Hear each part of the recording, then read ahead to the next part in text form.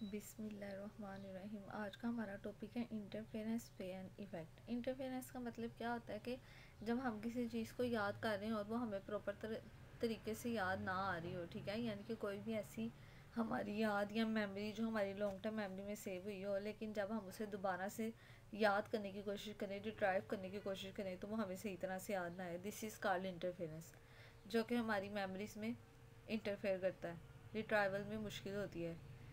Fan effect ये होता है कि कितनी मरतबा एरर्स आने के बाद हमें वो चीज़ सही तरह से याद आई है। इंटरफेरेंस तो आई, लेकिन कितनी मरतबा वो इंटरफेरेंस हुई और उस एरर कितनी मरतबा आने के बाद हमें वो चीज़ सही तरह से याद आई। This is called fan effect. दोनों कॉन्सेप्ट इंटर रिलेटेड हैं। तो सबसे पहले इंटरफेरेंस के बारे में बात करते हैं। इसने का इंटरफेरेंस ऐसी थेरी है जो हमें बताता है कि हमारी लॉन्ग टर्म मेमोरी में फॉरगेटिंग आती किस तरह से है, यानी कि जो ऐसी बातें जो हमारी लॉन्ग टर्म मेमोरी में सेव हुई होती हैं लेकिन हम उन्हें भूल जाते हैं, वो क्यों भूल जाते हैं। इंटरफेरेंस एक ऐसा मेमोरी फिनोमिना है जिसमें कुछ मेमोरीज होती हैं वो दूसरी मेमोरीज के रिट्राइवल में मुश्किल पैदा करती है, ठीक है। इसमें कुछ मेमोरीज ऐसी होती हैं जो हमारी दूसरी मेमोरीज को रिट्राइव करने में इंटरफेयर करती हैं, ठीक है। इंटरफेरेंस ज़्यादातर तब होती है जब हमें सिमिलर मटेरियल रिकॉल करने के लिए कहा जाता है, ठीक है। यानी कि हम कहते हैं कि जिस तरह इस 10 साल पहले हुआ था ना, बिल्कुल एग्जैक्ट उसी तरह सिमिलर मटेरियल को रिकॉल करो, जो कि हमारे लिए करना बहुत मुश्किल होता है। This is called interference.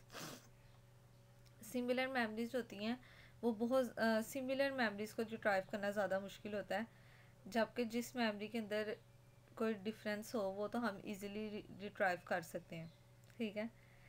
Interference के इससे क्या होता है कि एक इंसान जो होता है वो अपने एक मेमोरी इवेंट को दूसरे के साथ कंफ्यूज कर देता है, ठीक है। ये सरप्राइजिंगली अनकॉमन चीज़ नहीं है। ये एक्सपीरियंस हम हर किसी के साथ होता है। ये बहुत आम बात है कि जब हम एक जैसी बहुत ज़्यादा सिमिलर मेमोरी से गुजरते हैं तो फिर हमारे लिए उनके अंदर डिफ्रेंशिएट करना मुश्किल हो जाता है।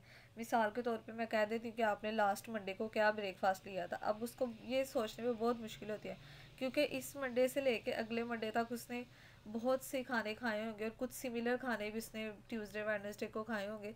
तो उसके लिए ये रिकॉल करना बहुत मुश्किल होगा कि उसने लास्ट मंडे को क्या खाया था। दिस इज़ कॉल्ड इंटरफेरेंस, क्योंकि ये बहुत ज़्यादा सिमिलर मेमोरीज आ जाती हैं, क्योंकि मोस्टली हम लोग डेली बेसिस पे सिमिलर ब्रेकफास्ट करते हैं, तो ये हमारे लिए ड्राइव करना मुश्किल होता है। तो इसी तरह हमारी मेमोरी में भी बहुत सारी ऐसी बातें होती हैं जो हमारी डेली लाइफ की रूटीन होती हैं। तो उनमें से अगर हमें कोई मेमोरी ड्राइव करने के लिए कहा जाए एग्जैक्ट कि किस टाइम पे कितने मिनट पे किस दिन ये बात हुई थी, तो वो हमारे लिए याद करना बहुत मुश्किल होता है। This is called interference. Interference की दो टाइप्स होती हैं, एक है प्रोएक्टिव इंटरफेरेंस और एक है रिट्रोएक्टिव इंटरफेरेंस। प्रोएक्टिव इंटरफेरेंस, जब हमारी पुरानी मेमोरी हमारी नई मेमोरीज के अंदर मुदाखलत करें। मिसाल के तौर पे जब मैंने कोई चीज़ नहीं याद की है लेकिन पहले भी मैंने उस चीज़ के बारे में कुछ पढ़ा था, तो जो मैंने नई चीज़ याद की है ना वो मुझे याद नहीं आ रही, मुझे पुरानी वाली बातें याद आ रही। This is called proactive interference. जब मेरी पुरानी मेमोरीज मेरी नई मेमोरीज के अंदर इंटरफेयर करेंगी, this is called proactive interference, ठीक है। क्योंकि ओल्ड मेमोरीज जो होती हैं वो बहुत ज़्यादा रिहर्स्ड होकर हमारी लॉन्ग टर्म मेमोरी में सीमेंटेड का मतलब है, जिस तरह हम कहते हैं ना कि एक ईंट पक्की लगा दी जाती है, इसी तरह हमारे दिमाग में जब हम किसी चीज़ को बार बार रिवाइज करते हैं तो वो सीमेंटेड हो जाती है हमारी लॉन्ग टर्म मेमोरी में, और उस इंफॉर्मेशन को हमारे लिए रिकॉल करना बहुत ज़्यादा आसान होता है एज़ कम्पेयर टू कि जो रिसेंटली मैंने अभी याद की हो, ठीक है। प्रोएक्टिव इंटरफेरेंस में हम न्यू थिंग्स हमारे लिए लर्न करना बहुत डिफ़िकल्ट होता है, यानी कि नई चीज़ों को याद रखना हमारे लिए बहुत मुश्किल होता है। मिसाल के तौर पे जैसे हम किसी नए घर में शिफ्ट हो जाते हैं लेकिन फिर भी एक्सीडेंटली हम फॉर्म्स अब फिल कर रहे होते हैं तो उस पर अपना ओल्ड एड्रेस ही लिखाते हैं, पुराने घर का एड्रेस लिख देते हैं, क्योंकि जो ओल्ड मेमोरी जो हमारा पुराना एड्रेस है ना वो हमें याद रखना आसान होता है नए की निस्बत, ठीक है। तो हम वहाँ पर वही एड्रेस लिखाते हैं, यानी कि मेरी ओल्डर मेमोरी ने मेरी न्यूअर मेमोरी में इंटरफेयर कर दिया। रिट्रोएक्टिव इंटरफेरेंस क्या होता है कि हमारी जो नई मेमोरीज होती है ना उसमें हमारी ओल्ड मेमोरीज इंटरफेयर कर देती हैं, यानी कि हमें नई मेमोरीज जो हम बनाते हैं वो याद रह जाती हैं लेकिन पिछली वाली हमें भूल जाती हैं, ठीक है। इसमें ये इंटरफेरेंस इफेक्ट एक बैकवर्ड इफेक्ट कहलाता है। इस बैकवर्ड इफेक्ट का मतलब है कि हमारे लिए पुरानी चीज़ों को याद करना मुश्किल हो जाता है, नई चीज़ें याद रखना आसान हो जाता है। इसकी मिसाल हम इस तरह से ले सकते हैं कि जैसे हम कोई नई चीज़ याद करते हैं जो हमें पहले से याद हो, ठीक है। लेकिन हमने जो पहले से उसके बारे में पढ़ के रखा होगा ना वो हमें भूल जाएगा, लेकिन जो अभी अभी रिसेंटली मैं पढ़ रही होंगी ना वो मुझे याद रहेगा। मिसाल के तौर पे एक म्यूजिशियन है, उसने एक नया पीस, किसी म्यूज़िक का एक पीस यानी कि सॉन्ग की लिरिक्स कुछ न्यू याद की, ठीक है, और उसके बाद उसने दोबारा प्रीवियस वाली लिरिक्स जो उसने पहले याद की थी उसको रिकॉल करने की कोशिश की तो वो उससे याद ही नहीं आ रही थी। इस तरह कुछ और एग्जांपल्स यहाँ पर दी हुई हैं मैंने। जैसे कि एक पर्सन है, वो जाता है ग्रोसरी स्टोर पे, ठीक है, उसने लिस्ट ऑफ आइटम्स बनाई होती हैं कि उसने क्या क्या लेनी है, ये चीज़ें घर में उसने ये अपनी मेमोरी में मेमोराइज़ किया होता है। इंटरवेनिंग टाइम का मतलब है, इंटरवेनिंग टाइम वो होता है कि जब आप कुछ नई चीज़ देख रहे हो उस दौरान, ठीक है, यानी कि जिस दौरान आपने वो लिस्ट ऑफ आइटम सारी अपने दिमाग में सोची थी कि मैंने ये चीज़ें लेकर आए, उसी दौरान आपने एक और नई रेसिपी देख ली किसी वेबसाइट से, ठीक है, इसे कहते हैं इंटरवेनिंग टाइम, जिसने मुदाखलत किया। लेकिन जब उसके बाद थोड़ी देर बाद जब आप ग्रोसरी स्टोर पे जाते हो तो आपको बहुत मुश्किल हो रही होती है, आपको याद ही नहीं आ रहा होता कि आपने कौन सी आइटम्स जो है अपनी लिस्ट में इंक्लूड की थी, कौन से इंग्रेडिएंट्स आपने लेने थे जो आपको स्टोर पे चाहिए थे, वो आपको याद नहीं आ रहे होते। इसी तरह अगर आप लोग अभी रिसेंटली एग्ज़ाम आपका स्टार्ट होने वाला है तो उससे पहले कुछ चीज़ें आप लोग फटाफट देखते हो, ठीक है, तो फिर जब आप पेपर में जाते हो तो आपको पुरानी चीज़ें याद नहीं आ रही होती और नई चीज़ें आपको याद आई जा रही होती हैं। तो यहाँ आपकी न्यू ईयर इन्फॉर्मेशन आपकी ओल्डर इन्फॉर्मेशन के साथ क्या करती है, इंटरफेयर करती है। This is called retroactive interference. Next है fan effect.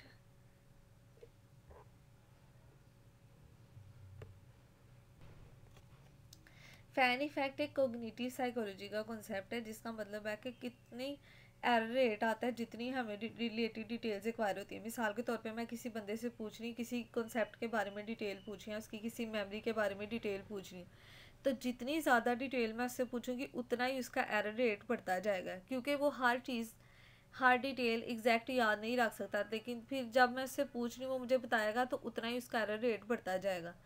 Fan refers to the concept multiple association or network of ideas which seem to form a fan when illustrated through a diagram। उसने कहा fan का मतलब है कि बहुत सारे multiple concept या नेटवर्क ऑफ आइडियाज़, यानी कि मैं एक बंदे से कोई बात कर रही तो उसके बहुत ज़्यादा आइडियाज़ आ रहे हैं और उसकी मल्टीपल एसोसिएशन है, यानी कि एक चीज़ को उसने दूसरी चीज़ से किस तरह से एसोसिएट किया है। तो जब मैं उसकी सारी बातों को इलिस्ट्रेट करके एक डायग्राम के थ्रू प्रेजेंट करूँगी तो वो एक फ़ैन लाइक अरेंजमेंट मुझे बन के नज़र आएगी। That's why this is called fan effect. इस फिनोमिनन को सबसे पहले स्टडी किया था जॉन आर एंडरसन ने। ये कैनेडियन साइकोलॉजिस्ट था, ठीक है, 1974 में ये पैदा हुआ था। इसने सबसे पहला क्या एक्सपेरिमेंट किया था, इसने 26 सेंटेंसेस अपने पार्टिसिपेंट्स को मेमोराइज करवाए थे, याद करवाए थे। फिर उसके बाद उसने उन 26 सेंटेंसेस को उसको रिवाइज करने के लिए कहा, ठीक है। उसने कहा कि बिल्कुल उसी तरह इन 26 सेंटेंसेस को मेमोराइज या रिवाइज या रिपीट करो जिस तरह मैंने आप लोगों को इंस्ट्रक्ट किया था, जिस तरह मैंने आपको वो 26 सेंटेंसेस आपके सामने बोले थे।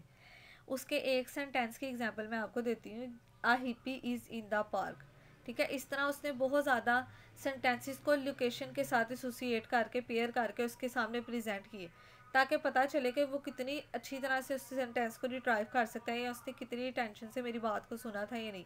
वो से कह देता I hippie is in the church, इस तरह कह देगा I hippie is in the garden, I hippie is in the court, ठीक है। रिजल्ट ये रिवील करते थे कि पार्टिसिपेंट्स होते हैं जब उसको एक से ज़्यादा लोकेशन के साथ या एक से ज़्यादा स्टिमुलस के साथ किसी चीज़ को पेयर करके बता दिया जाए ना तो उसके यहाँ रिट्राइवल टाइम जो होता है वो और बढ़ जाते हैं, यानी कि वो कंपैरिजन करना उसके लिए डिफ़िकल्ट हो जाता है क्योंकि उसके सामने बहुत ज़्यादा सिमिलर स्टिमुलस आ जाते हैं, ठीक है। अब पार्क, चर्च, कोर्ट, ये तीनों इन तीनों में डिफरेंस है, लेकिन a hippie is in the, a hippie is in the, तो उसके लिए ये डिफ्रेंशिएट करना मुश्किल हो जाता है अगर हम मल्टीपल लोकेशंस के साथ उसको कोई स्टिमुलस प्रेजेंट कर दें, ठीक है। इसी तरह उसने डिफरेंट किस्म के नाउन्स एक सेंटेंस में ऐड करके और उसके बाद उसने इसको उसके ऊपर एक्सपेरिमेंट किए, ठीक है। उसमें उसने देखा मल्टीपल एसोसिएशन देखी और रिकॉग्निशन टाइम देखा। रिकॉग्निशन टाइम ये देखा कि कितने मिनट में उसने जो है इस इफेक्ट को, यानी कि जो चीज़ हमने उसको रिमेंबर करने के लिए की थी वो बोली थी उसने, रिट्राइव कितने मिनट में इसको की है, ठीक है। Recognition time measurement of memory, जब हम मेमोरी को मेजर करते हैं तो उसमें रिकॉग्निशन टाइम हम निकालते हैं और रिकॉग्निशन टाइम को हम सेविंग मेथड भी कहते हैं कि यानी कि इतने मिनट में उसने कितना सेव किया था कि जब मैंने इसको पूछा उसका फॉर्मूला ये था कि हम ओरिजिनल ट्रायल में से जो उसके यानी कि ओरिजिनल ट्रायल्स मैंने रखे थे कि 5 ट्रायल्स में इसको याद आ जाएगा, और कितने ट्रायल्स में इसने याद किया उसको मैं 2 से डिवाइड करके यानी कि और 100 से मल्टीप्लाई कर दूँगी, तो मेरे पास रिकॉग्निशन टाइम निकल आएगा। उसको मैं सेविंग मेथड भी कह सकती हूँ। ठीक है, कि इतने मिनट में इसने इतना सेव किया, उसकी मेमोरी इतनी चीज़ों को स्टोर कर सकती है। फाइंडिंग्स ये शो करती थी कि जो पार्टिसिपेंट है ना, उनके लिए जो कंसेप्ट होते हैं ना मल्टीपल एसोसिएशंस के साथ, वो उसको याद रखने मुश्किल होते हैं एज़ कम्पेयर टू के जो हम सिमिलर उसको दें। फॉर एग्जांपल जैसे bat and ball, yellow and black, green apple, ये वाली चीज़ें उसको रिमेंबर करना आसान हो गया as compare to ball and axe, axe and coal, ball and coal. ठीक है, इस तरह की ऐसे कि इसमें हम एबिंगेस का एक्सपेरिमेंट भी इंक्लूड कर सकते हैं कि सेंसिबल और नॉन सेंसिबल सिलेबल्स, जो सिलेबस की जिनके कुछ मीनिंग होते हैं, पेयर्स होते हैं, वो हमें रिमेंबर करना आसान होते हैं as compare to non sensible syllables. ठीक है, रिजल्टिंग ऑन फिन ये आई है हमारे पास कि जितनी ज़्यादा लॉन्गर प्रोसेसिंग ऑफ टाइम लेगा ना वो, यानी कि जितनी ज़्यादा उस किसी चीज़ को रिमेंबर करने में वो टाइम लगाएगा ना, उतनी ज़्यादा उसकी प्रोबेबिलिटी है, ये चांसेस हैं कि वो ज़्यादा एरर कमिट करेगा किसी चीज़ को रिमेंबर करने में। ठीक है, फॉर एग्जांपल जैसे आप इस एग्जांपल में देख सकते हैं फैन इफेक्ट की मैंने एक डायग्राम बना के इसको इलस्ट्रेट किया। इसमें मेरा मेन सेंटेंस क्या है जो मैंने बात या मेमोराइज करने के लिए चीज़ उसे पूछी है, वो the lawyer is in the park. इस तरह मैंने similar statement they the, the fire fighter is in the park, the lawyer is in the church. अब देखो मेरी स्टेटमेंट में लॉयर और पार्क दो मेन वर्ड हैं, लेकिन मैंने इसको 2 डिफरेंट सिचुएशंस में इसको प्रेजेंट कर दिया। अब ये उसकी देखो उसकी मेमोरी में अब सिमिलर 3 कॉन्सेप्ट्स बन रहे हैं। मेरा मेन मकसद क्या था उससे पूछना, the lawyer is in the park. अब मैंने उसके साथ 2 इंटरफेरेंस वाले स्टिमुलस भी दे दिए। ठीक है, तो वो क्या करेगा, उसकी सिमिलर कॉन्सेप्ट जो मेमोरीज होते हैं ना, उसकी सिमिलर कॉन्सेप्ट जो सिमिलर कॉन्सेप्ट उसको प्रेजेंट किए जा रहे हैं उसको रिमेंबर करने में उसकी मेमोरी में इंटरफेयर करेंगे मेरे ये स्टिमुलस वर्ड्स। मेरे 2 स्टिमुलस वर्ड थे, पार्क और लॉयर। ठीक है, लेकिन जब मैंने उसको 2 डिफरेंट सिचुएशन में, fire fighter is in the park, lawyer is in the church, the lawyer is in the park, the doctor is in the bank, ये चारों स्टेटमेंट मैंने उसको प्रेजेंट किया है। इसमें सिर्फ एक स्टेटमेंट है जो मैं उससे दोबारा से रिट्राइव करने के लिए कह रही हूँ, लेकिन मैंने बहुत ज़्यादा सिमिलर स्टेटमेंट उसको प्रेजेंट कर दी जिसकी वजह से उसको रिट्राइव करने में डिफ़िकल्टी होगी।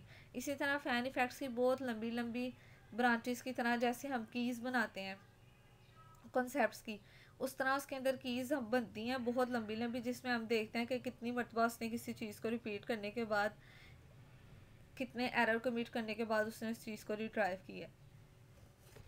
Thanks, any queries you can ask me in the comment section. अल्लाह हाफिज़।